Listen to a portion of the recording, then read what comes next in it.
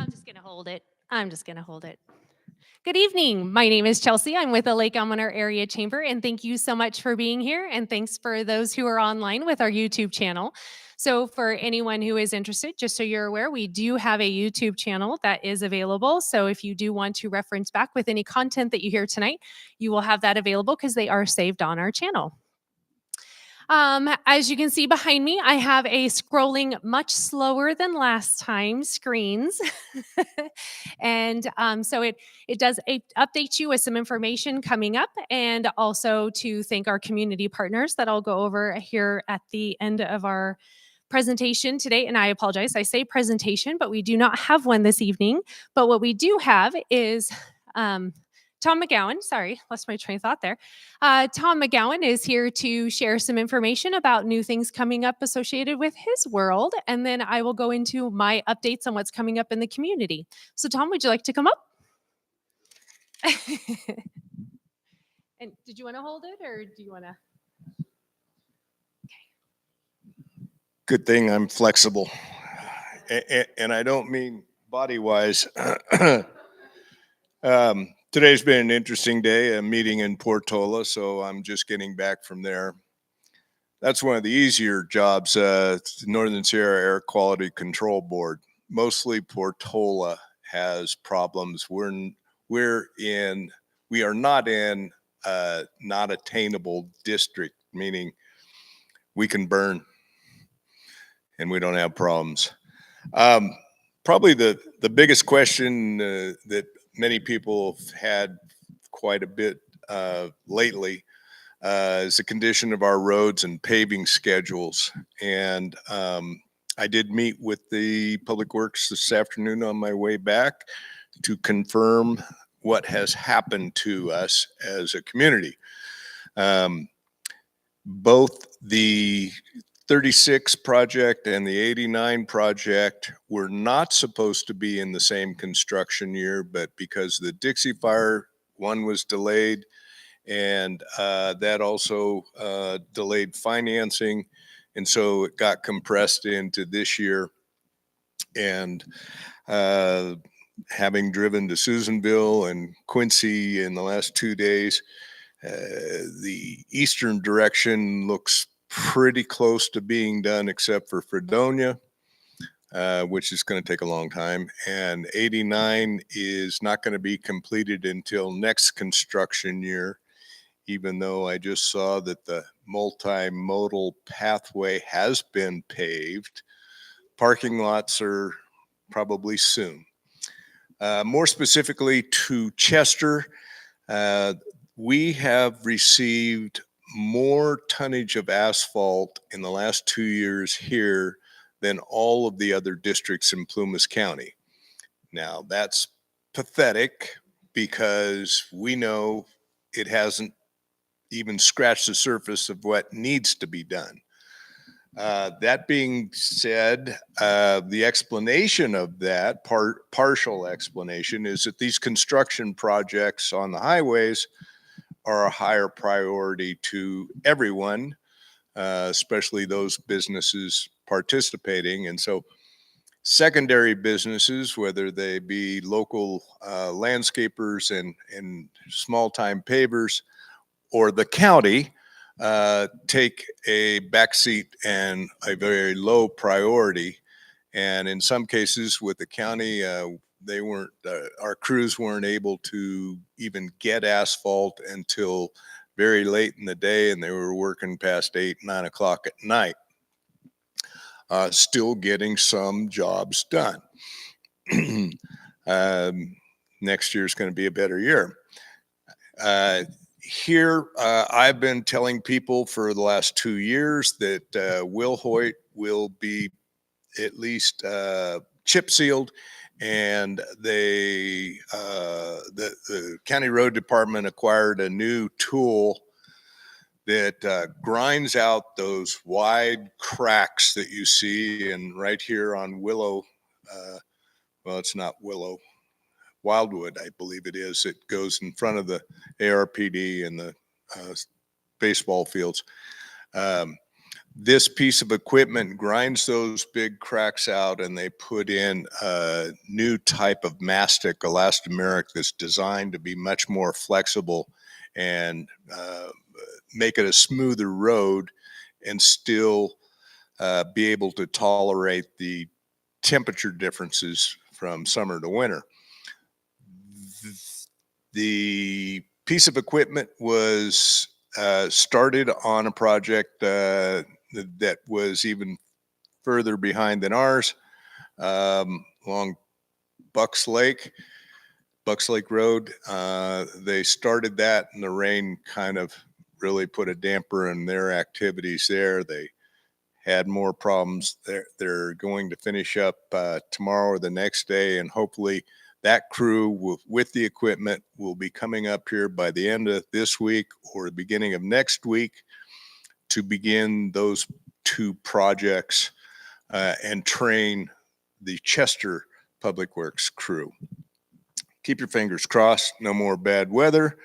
That has really put a damper on all of these paving projects because the temperature and water just don't work with asphalt. The new oil that they use, it's somewhat water soluble, so it deteriorates very quickly in rain conditions.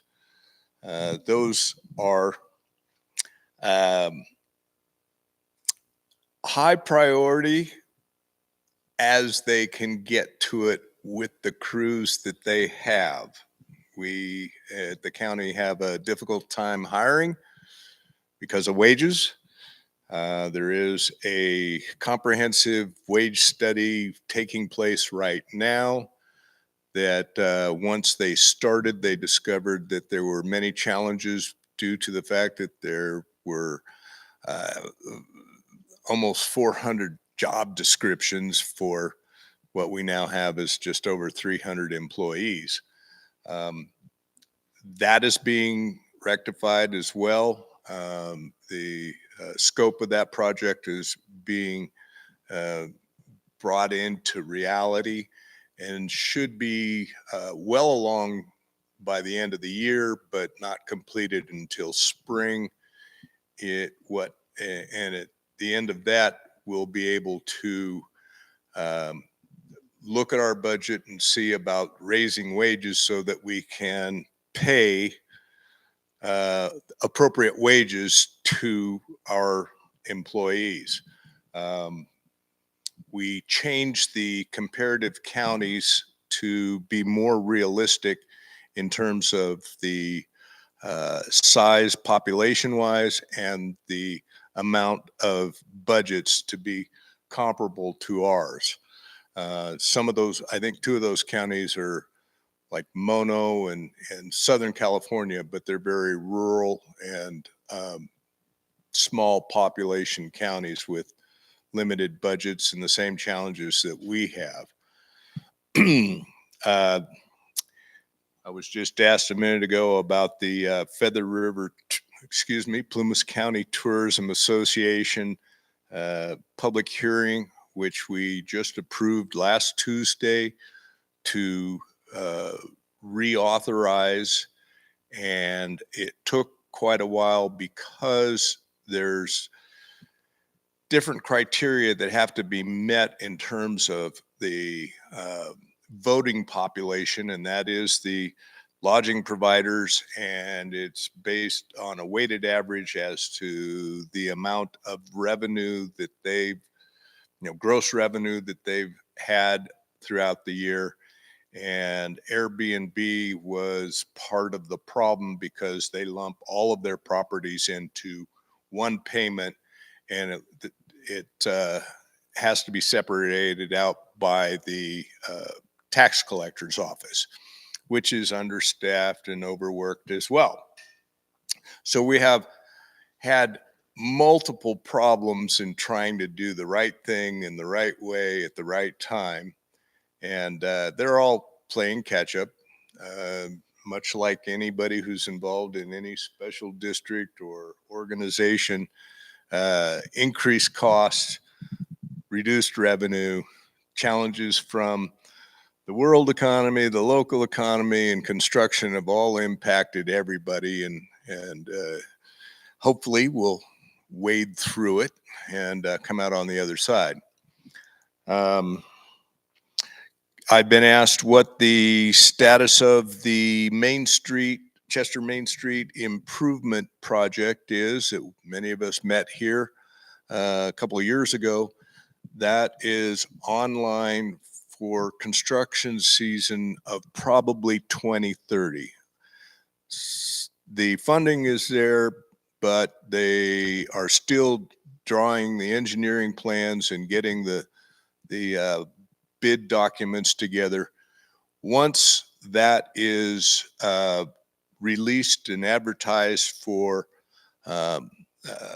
contractors to bid on, the contract will be awarded to the lowest appropriate or responsible company, and then that will trigger the demand requirement that they provide a critical path calendar as to the timing of what happens where.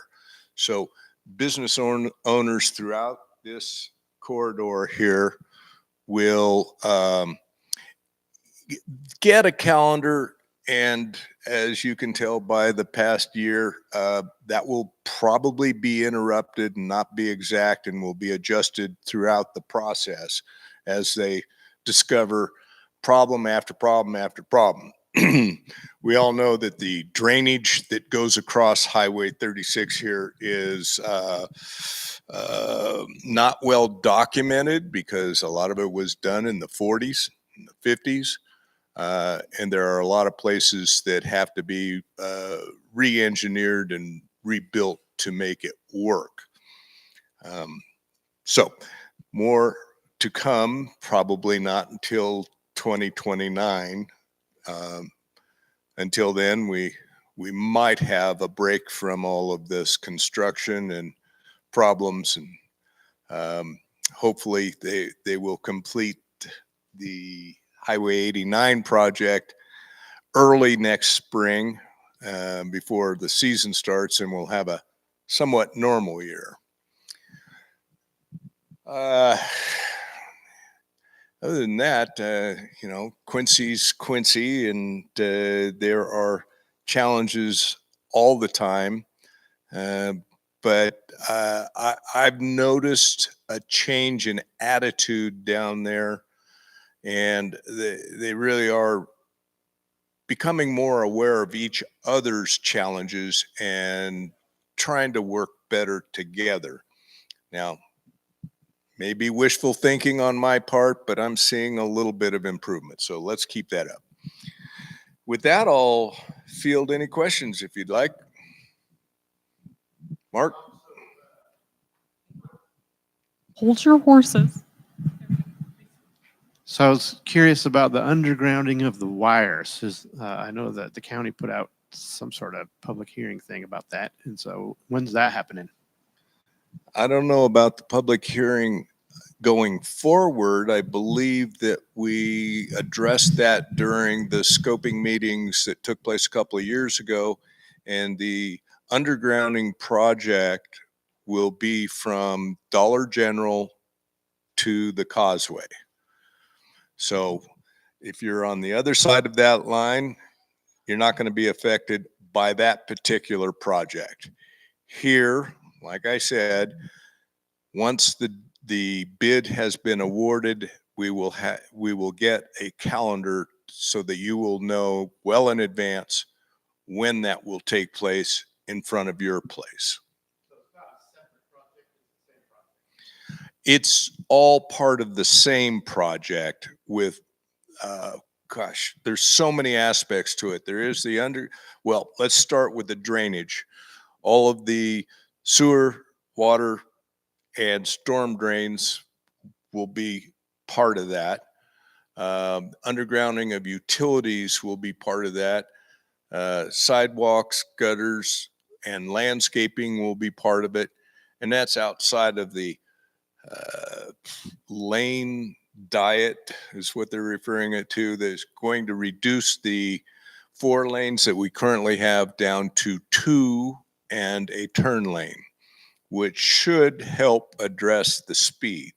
We all witness it. We just did walking in a truck going through town. What do you say, 45? And I've seen 50 and 55. I pulled out in front of a car last night on purpose to slow them down. You know, I'm not above cheating, you know. Bike lanes as Bike lanes will be part of that project too. And those plans, they would still be pretty preliminary plans, but that they are what the participants, the community that was involved saw and agreed with at that point, and that's what they're processing to do all the engineering necessary. The road by Beacon and the elementary school, that intersection will be realigned to be less confusing to everyone. Yeah, Martin Way and Aspen, thank you, will be realigned. And I believe Wildwood, where it hits 36, will also be aligned differently. There's many individual challenges that will come up, and I think that we've all identified them, and they're working on coming up with good solutions.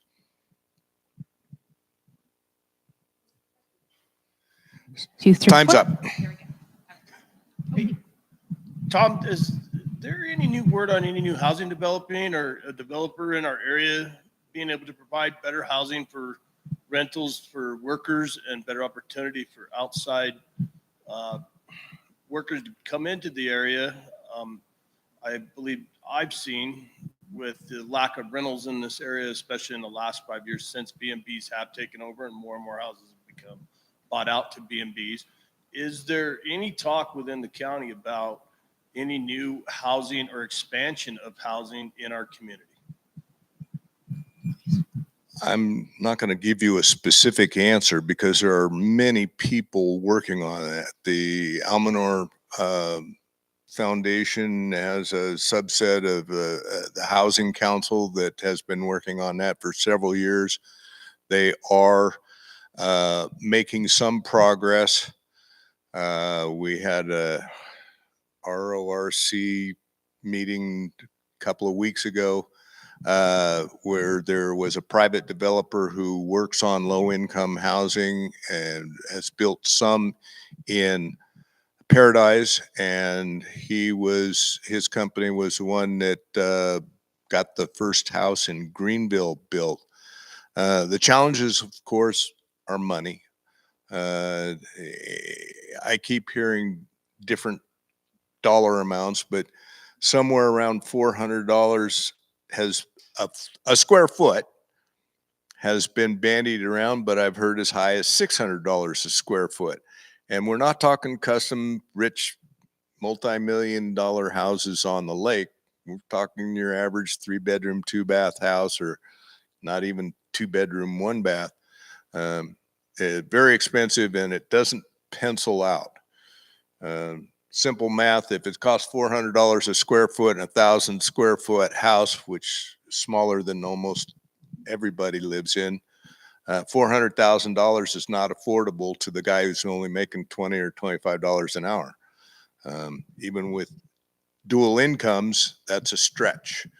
And so it goes up from there, compounding the problem.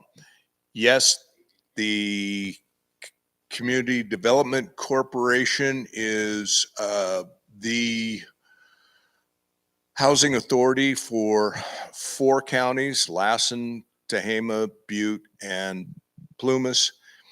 And they've gone through a tremendous change in administration.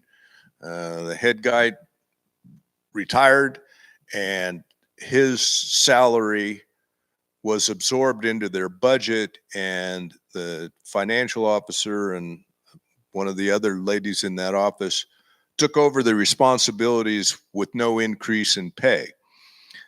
They are responsible for several of the Section 8 low-income housing throughout Chester, Sierra Meadows, Pine Meadows, a couple of duplexes, and their budget is not sufficient to even maintain those buildings, even though they are continuing to apply for grants and have been chipping away at it. You're absolutely correct. There is a housing crisis. Everybody's aware of it. There are some deep pocket developers who are looking at the area, but there's been no concrete plans as of yet to review or discuss. I do know of other private entities that are considering building housing for their employees, which will help. It's all about dollars, though. Nobody can afford to pay more, and nobody can afford to build a house.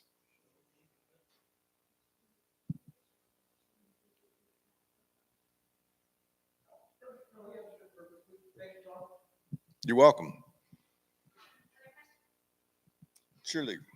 3 foot. Phone right there behind you. Just so they can hear. I have two questions. The first one is, I live on Penn Drive out at Lake Almanor, and there hasn't been any work done on that road in quite a while. There's roots there. It's like going over a bumpy course. The road over to the west gate is well done. Is there any plans to do anything on Penn Drive that leads up to the east gate? No.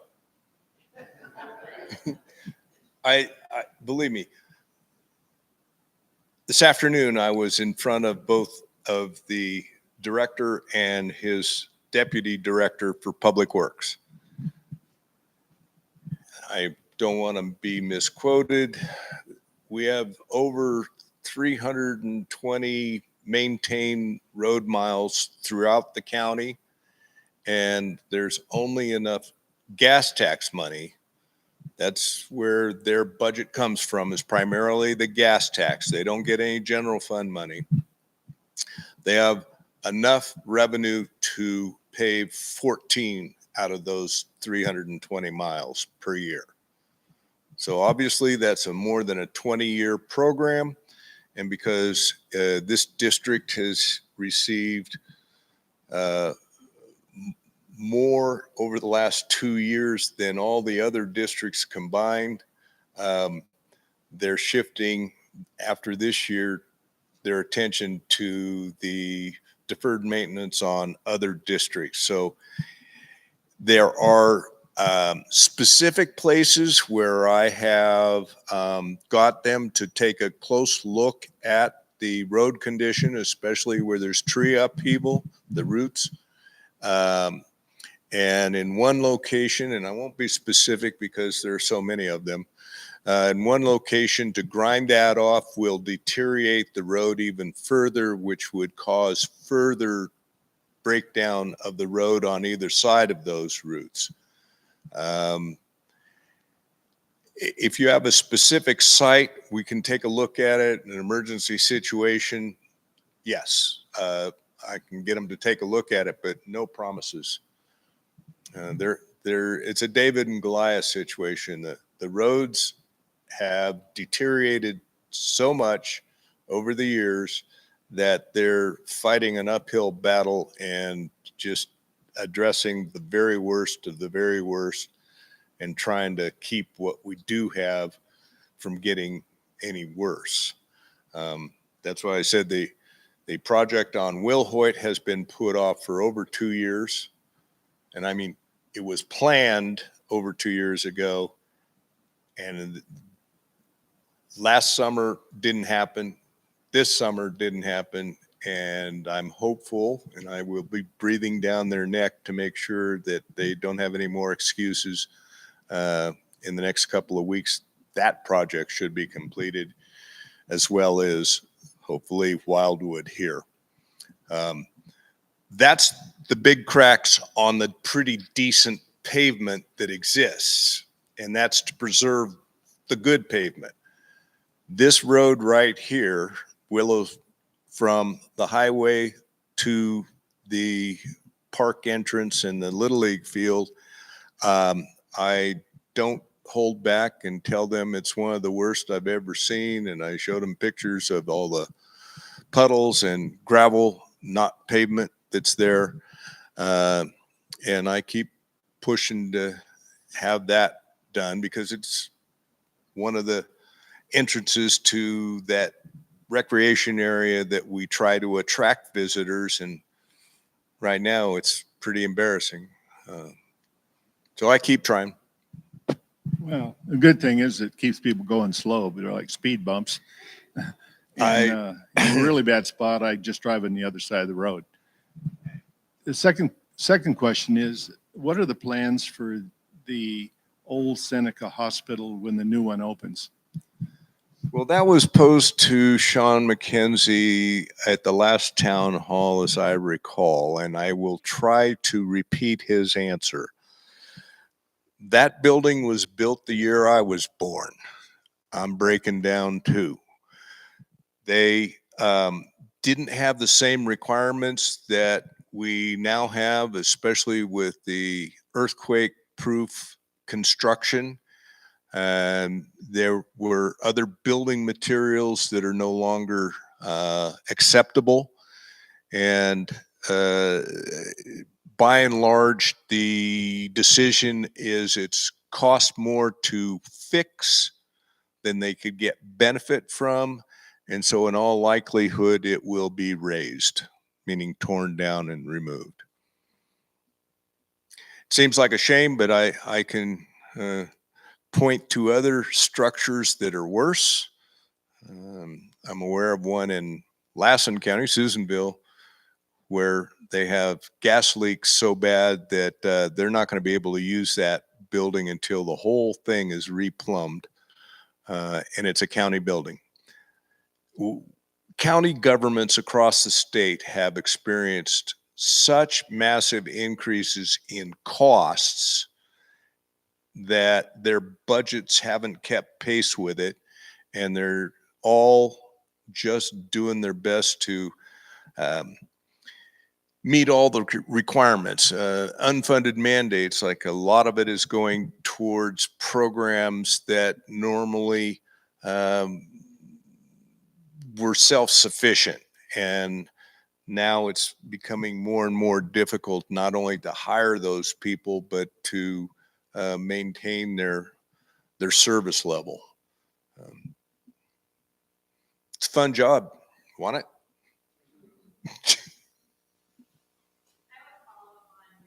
Road question. Is it not my understanding that the lodging tax is supposed to, a portion of that is actually that the county is keeping to go to the general fund is supposed to actually be also for road maintenance?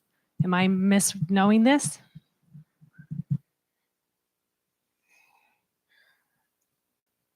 You're talking about the Feather River Tourism Assessment? Nope, just the county lodging assessment, not the additional 2%. You're talking transient occupancy tax. That is correct. Okay, I hope I can do this quickly and accurately.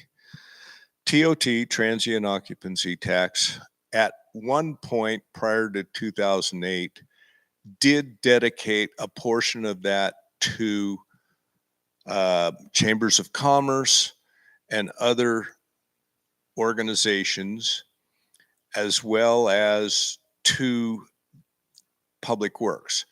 That's all changed. Public works no longer receives any general fund, and TOT goes to the general fund. General fund gets applied to all those other increased costs that we've had. And this meeting I had this afternoon is what can we do to help you get more money for the road department? And it's basically grant funding and trying to beg federal and state agencies to give us more money to maintain them. That used to be funded through the timber tax on timber, which went to schools and roads. And when that changed, their budgets all suffered tremendously, and we've never really recovered. We've been told that we need to focus more on tourism. Well, it's pretty hard to attract tourists when you're driving down a gravel road. It's catch-22. I keep working on it, but it's difficult to say the least.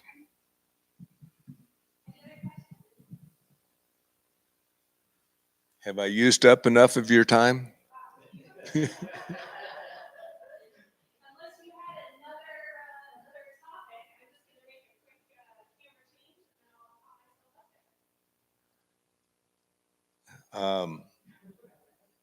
I wish I could share with you some of our closed session items, but they have slowed down a little bit. We've addressed a lot of litigations and settled some, and that's what I mean about being hopeful that we're working better together, department to department, discussing how they can help each other, and special districts throughout who all have the same list of problems.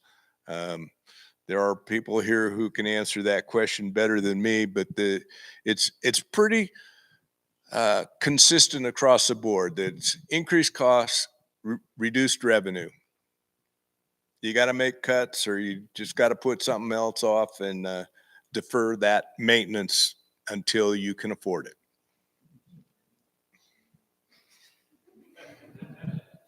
Thank you, Tom. You're welcome. Thank you, Tom. I appreciate your time up here, and thank you for all the information that you provided.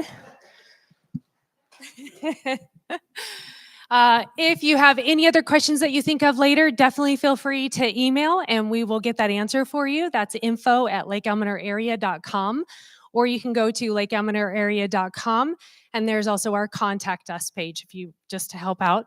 So up behind me, I have a series of slides that are promoting our community partners.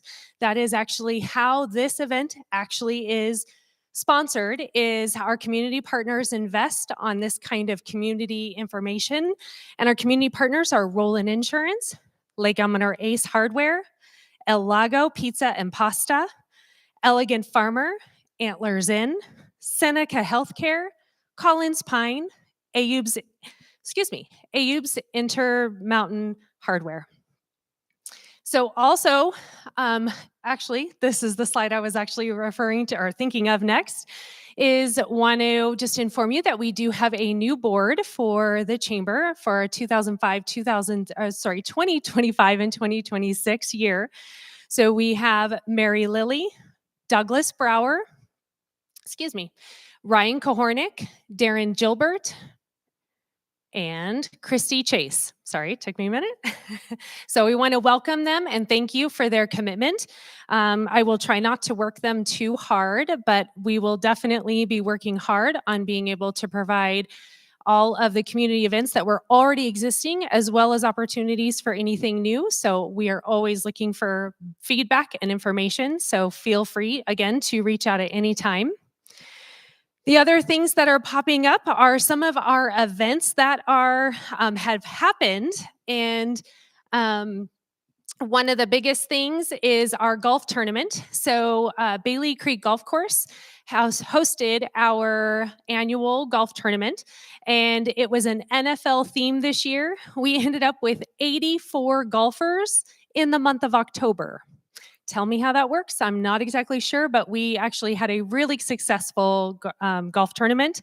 The participants were actually pretty enthused about the NFL theme. The fun part was they got to choose the teams that were winning for the day.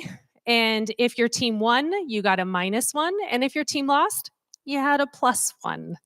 So that made it really fun when it came time to actually score. So even if you did really good on the course, you might not have done good on your golf score. I mean, on your NFL score. So that was a lot of fun. So there was a couple of photos up there of the event, and the food was fantastic. We just did a simple Mexican dinner, tacos and enchiladas, I think. So it was really good. Another one that's coming up is this Friday. Our Friday is our merchant trick or treat. So here, starting at the elementary school and working their way down all the way to the Bidwell House, is a safe trick or treat. And the high school assists us on the safe crosswalks, which is amazing. Having our older youth support our younger youth on this safe environment. Added onto is a high school football game that is also on the 31st on Friday night at 7 o'clock at the high school. And the some parents are putting together a trunk or treat as well. So the chamber will be there with a fantabulous trunk for the kids to participate in. And not only do we do that, but we also do the costume contest. So that's not just for kids. So if you, as adults, you are interested in showing off your costume, come on down, and then the community votes on the costumes. So it makes it kind of fun. Nice little engagement piece. Let's see. And then, so if you are interested in staying up on what is going on a weekly basis, the Chamber puts out a weekly newsletter on Wednesdays. So that is an email newsletter, but then there's also a connection via Facebook, should that be something that you are connected with. So, but if you are not, the newsletter is a great opportunity for you to stay up on what's going on, since we do not currently have a paper. So this helps us help disseminate the information just locally.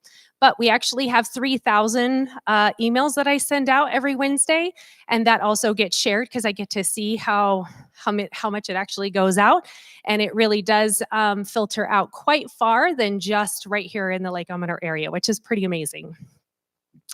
Coming up November 7th and 8th is our holiday shopping tour. This is our big hurrah of getting ready for the Christmas holiday. We actually get quite a few groups that come up to this area for specifically this event.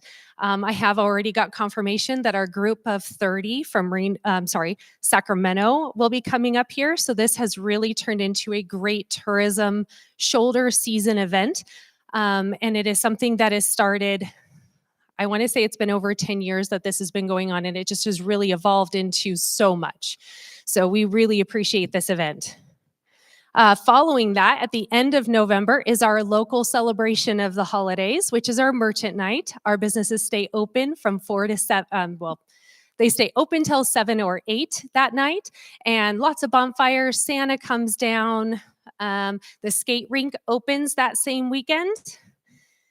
And that Thursday before of Thanksgiving, we do our turkey trot. That's also a chamber event. And so if you are so inclined to come up or get up at 8 o'clock in the morning and come run a little bit at Bailey Creek, it's perfect for you. It's not for me. I enjoy the hot chocolate bar, and that's where I stay for the whole time. So you're more than welcome to come hang out with me as well. So if you're not a runner, the proceeds of that event help our 4th of July fireworks. So that is a great one to come and support. And then, so along with our Chester Park skate rink, that will be opening, like I said earlier, the weekend of Thanksgiving weekend, we will be hosting a New Year's Eve event. Unfortunately, it won't be with fireworks, but we are going to have a light show. And the proceeds of that event will help support the 4th of July fireworks for us to be able to continue to have traditional fireworks over our lake. Like Tom has mentioned, costs keep rising and donations aren't as generous. And so we're constantly doing new events so that way we can continue to raise money so we can have as a spectacular show as what you are used to. Because I must say, growing up here, I even still remember the shows back when I was little. So, and then I know I have, and then just a huge thank you to Mount Lassen Theater for allowing us to use this facility. They do have a couple of movies coming up, and so they have on November 7th, The Last Rodeo, and November 14th, The Best Christmas Pageant Ever.